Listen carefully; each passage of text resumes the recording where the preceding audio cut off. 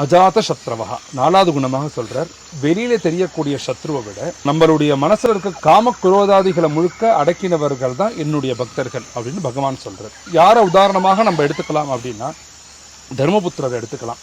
இந்த மகாபாரத யுத்தத்தில் ஆயுதமே எடுக்க மாட்டேன்னு நிராயுத பாணியாக தான் இருக்கார். இந்த யுத்தத்தை சாட்சியாக தான் பார்த்துட்டு இருக்கார். எதனாலன்னா அவருக்கு வெளியில சத்ருவே இருக்கக்கூடாது அப்படிங்கிற எண்ணம் மாத்திரம் இல்லை, நம்மளுடைய மனசில் இவன் நம்மளுக்கு விரோதி அப்படின்னு நினச்சிட்டோன்னா மனசில் ஒரு அழுக்கு வந்துருச்சுன்னா அந்த அழுக்கை எப்படி நிவர்த்தி பண்ணிக்க முடியும்?